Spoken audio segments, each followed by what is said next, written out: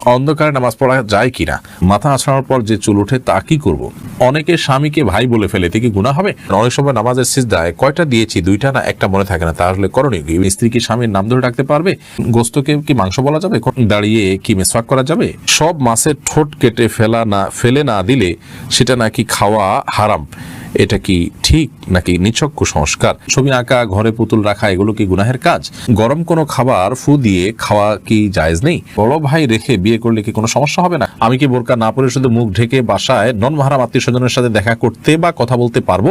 প্রস্রাব পায়খানার পর ওযু করার বিধান কি? যদি পিতা জীবিত অবস্থায় বেয়াদবির কারণে সন্তানকে জাহান্নামে যাবি বলে বদদোয়া দেন, পিতার মৃত্যুর পর সন্তান যদি নিজের ভুলের জন্য অনুতপ্ত হয়ে তওবা করে পিতার জন্য দোয়া ও সাদেকা করে ভালো আমল করে, তবু কি সে জাহান্নামী হবে? দাঁড়িয়ে কি মেসওয়াক করা যাবে? এক লোক বলেছিল দাঁড়িয়ে মেসওয়াক করা নাকি বিদআত, সঠিক আমলটি জানাবেন। না, এরকম কোনো কথা না যে দাঁড়িয়ে মেসওয়াক করাটা বিদআত। মেসওয়াক এমন একটা আমল, এটা দাঁড়িয়ে বসে যে সব অবস্থায় করা যাবে, দাঁড়িয়ে মেসওয়াক করাতে কোনো অসুবিধা নেই। তানজিলা সুলতান আপনি লিখেছেন, আকিকা দেওয়া কি বাধ্যতামূলক? আকিকার বিধান কি ওয়াজিব নাকি সুন্নাহ? এটা নিয়ে ইখতিলাফ আছে, তবে বিশুদ্ধ মত অনুযায়ী আকিকা দেওয়া সুন্নাহ, এটা ওয়াজিব নয়। সাধ্য থাকলে দিবেন, কেউ না দিলে এর জন্য গুনাহগার হবেন না। সে আকাশে আড়ি থেকে লিখেছেন, সদ্যজাত শিশুর প্রথম চুল কি মুসলিম ব্যক্তির দ্বারা ফেলতে হবে, হিন্দু নরসুদ্ধ দ্বারা ফেলা যাবে কিনা? যাবে, মানে মুসলিম দ্বারাই প্রথম চুল ফেলতে হবে এমন কোনো কথা না। চুল ফেলার পর সে চুলের ওজন পরিমাণ স্বর্ণ বা রূপা আল্লাহর রাস্তায় দান করবেন, সেটা হলো সুন্নাহ। মারিয়া ইসলাম লিখেছেন, ছবি আঁকা, ঘরে পুতুল রাখা, এগুলো কি গুনাহের কাজ? ছবি আঁকা বা ঘরে পুতুল রাখা, মানুষের ছবি যদি, প্রাণীর ছবি যদি হয়, সেটা অঙ্কন করা গুনাহের কাজ। এমনি আপনি অন্য কিছুর প্রাণীর ছবি আঁকলে এটা গুনাহের কাজ নয়। আর ঘরে যদি পুতুল রাখেন, যে পুতুলের হাত, চোখ, মুখ, কান সবই পরিষ্কার বোঝা যায়, সেটা যদি আপনি সম্মানজনক উপস্থিতিতে রাখেন, সেটা গুনাহের কথা। বাচ্চারা খেলনা হিসাবে ব্যবহার করছে, অসম্মানজনকভাবে সাধারণত পড়ে থাকে, সেটাকে অনেক ওলামায়ে কেরাম জায়েজ বলেছেন। না রাখাটাই হলো তাকওয়ার দাবি। এরপরে খন্দকার ঋতু আপনি লিখেছেন, আমার স্বামীর বোনের স্বামীর সামনে যাওয়া যাবে কিনা?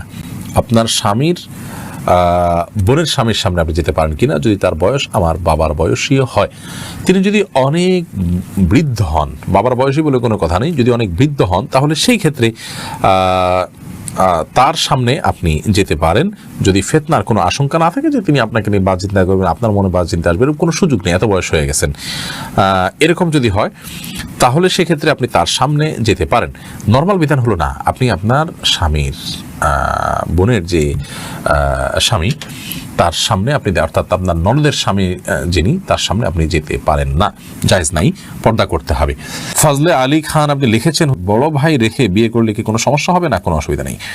শরীর দৃষ্টিকোণ থেকে বড় ভাইকে রেখে ছোট ভাই বিয়ে করতে পারেন। মোহাম্মদ আক্তার লিখেছেন, আমি কি বোরকা না পরে শুধু মুখ ঢেকে বাসায় নন মাহরাম আত্মীয় স্বজনের সাথে দেখা করতে বা কথা বলতে পারবো? যদি মুখ ঢাকের, বোরকা পরা ছাড়া আপনি যে কোনোভাবে সৌন্দর্য ঢাকলেই হবে। এরপর আপনি নরমাহারাম আত্মীয় স্বজনের সাথে যদি দেখা করার প্রয়োজন হয় করতে পারেন, তবে কাপড় চোপড় যেন এমন আকর্ষণীয় না হয় যে তাদের দৃষ্টিকে আকর্ষণ করে। আর কথা তো আপনি বলতে পারেন, পর্দার আড়াল থেকে আপনি কথা বলতে পারেন এবং নিজের সৌন্দর্যকে ঢেকে কথা বলতে পারেন। কথার মধ্যে কোমলতা সৃষ্টি করবেন না, কৃত্রিমতা সৃষ্টি করবেন না, সবাই কথা বলবেন। আল্লাহ বলছেন, কুলনা কাওলাম মারুফা, সে আয়াতের আলোকে আপনি কথা বলতে পারেন, স্বাভাবিক কথা। ফারিয়া বেগম আপনি লিখেছেন, গরম কোনো খাবার ফু দিয়ে খাওয়া কি জায়েজ নেই? যেমন চা বা গরম কোনো তরকারি, ভাত ফু দিয়ে খাওয়া, এটা কতটুকু সঠিক? গরম কোনো কিছু, এটা আপনার ফু দেওয়া হাদিসে নিষেধ আছে, এবং আলহামদুলিল্লাহ নবী করিম সাল্লাল্লাহু আলাইহি সাল্লামের অনেক আদেশ নিষেধের ব্যাপারে পরবর্তীতে সায়েন্স প্রমাণ করেছে যে সেগুলো যথার্থ এবং বিজ্ঞানসম্মত, এবং সেগুলো মানার মধ্যেই আমাদের কল্যাণ নিহিত আছে। তো বিজ্ঞানের সেটা প্রমাণ হোক বা না হোক, নবী করিম সাল্লাল্লাহু আলাইহি সাল্লামের নির্দেশনা সেটি ওহীর মাধ্যমে আসছে। বিজ্ঞান তো মানুষের গবেষণা মাত্র, এটা নবী করিম সাল্লাল্লাহু আলাইহি সাল্লামের নির্দেশনাকে সার্টিফাইড করতে পারে না। আমি শুধুমাত্র বোঝার সুবিধার জন্য বললাম। যাই হোক, তো গরম খাবারে ফু দিয়ে বা কোনো খাবারে ফু দিয়ে সেটাকে ঠান্ডা করা, তারপরে খাওয়া, এটা জায়েজ না, এটা নিষেধ আছে হাদিসে, এটা স্বাস্থ্যের জন্য ক্ষতিকর। আমাদের শ্বাস প্রশ্বাস এর সাথে এর অনেক সম্পর্ক আছে এবং এর ফলে অনেকভাবে আমরা ক্ষতিগ্রস্ত হতে পারি। তো এই জন্য ফু দেওয়া নিষেধ। আমরা গরম করার জন্য কোনো কিছু দিয়ে বাতাস করতে পারি অথবা অপেক্ষা করতে পারি, তারপর আমরা খাবো। আর গরম খাওয়াও, একবারে খুব বেশি গরম খাবারও গ্রহণ করতে হাদিসে নিষেধাজ্ঞা আছে। চা, তরকারি বা ভাত যেটাই হোক, এটাতে ফু দেবো না, আমরা হয় অপেক্ষা করবো আর নাহলে অন্য কিছু দিয়ে বাতাস করবো। রিপন আপনি আইডি থেকে লিখেছেন, প্রস্রাব পায়খানার পর অজু করার বিধান কি? প্রস্রাব পায়খানা করলেই অজু করতে হবে এটা জরুরি না, করাটা মুস্তাহাব ভালো।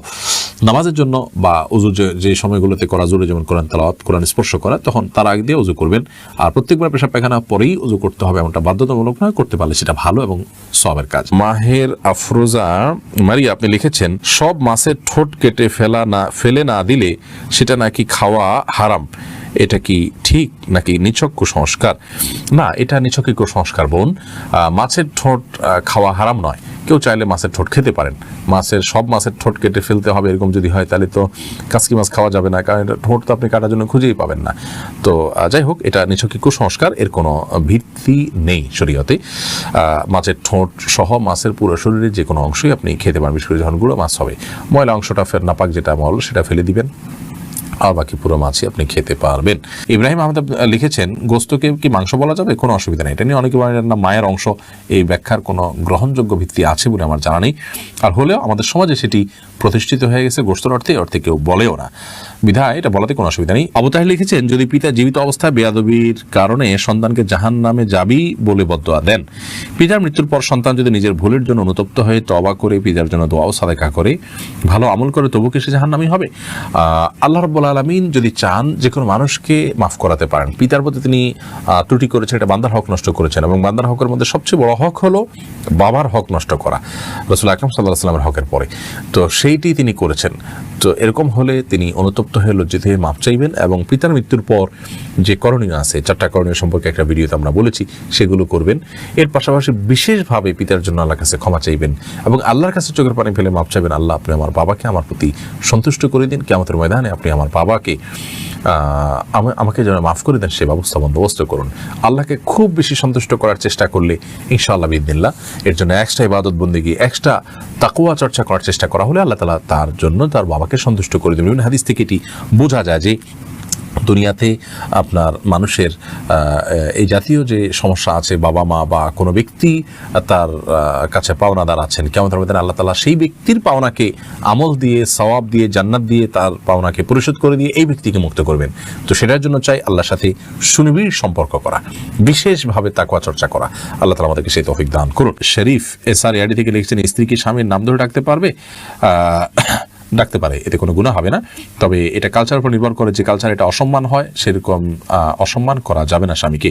রোশনার আপনি লিখেছেন, অনেক সময় নামাজের সিজদায় কয়টা দিয়েছি, 2টা না 1টা মনে থাকে না, তাহলে করণীয় কি? সালাতের সিজদা কয়টা দিয়েছেন, যদি আপনি নিশ্চিত মনে হয় যে কম দিয়েছেন তাহলে আরেকটা দিবেন, আর যদি কয়টা দিয়েছেন সন্দেহ হয় তাহলে বেশিরভাগ যেটা মনে হয় সেটা করবেন, পরে সিজদা সৌদিয়া নেবেন। আর যদি আপনার 50-50 থাকে যে 1টা দিয়েছি 2টা দিয়েছি, কোনোটাই প্রতি মন প্রবলভাবে টানে না, তাহলে সেক্ষেত্রে আপনি 1টা দিয়েছেন, অর্থাৎ কমটা ধরে আপনি আরেকটা দিয়ে তারপর সিজদা সৌদিয়া নামাজ শেষ করবেন। আহসানুল হক লিখেছেন, অনেকে স্বামীকে ভাই বলে ফেলে, এতে কি গুনাহ হবে? একটা হাদিস অনুযায়ী স্ত্রীকে বোন বা স্বামীকে ভাই বলা এরকম কোন একটার ব্যাপারে নিষেধাজ্ঞা আছে, সে হাদিসটির আলোকে বোঝা যায় এটা কারণে সম্পর্ক হারাম হয়ে যাবে না বা সম্পর্ক নষ্ট হয়ে যাবে না বা তালাক হয়ে যাবে না, কিন্তু এটা অনুত্তম কাজ। প্রয়োজনে একে অন্যকে নাম ধরতে পারে, অমুকের বাপ বলতে পারে, এটা সবচেয়ে ভালো, অমুকের বাপ। সাহাবীরা এভাবে বলতেন, স্ত্রী তার সন্তানের নাম ধরে বলবেন অমুকের বাপ, স্বামী তার স্ত্রীকে অমুকের মা, এটা বলতে পারেন, অথবা নাম ধরে বলতে পারেন, কিন্তু ভাই বোন এটা বলা হাদিসের আলোকে অনুচিত কাজ।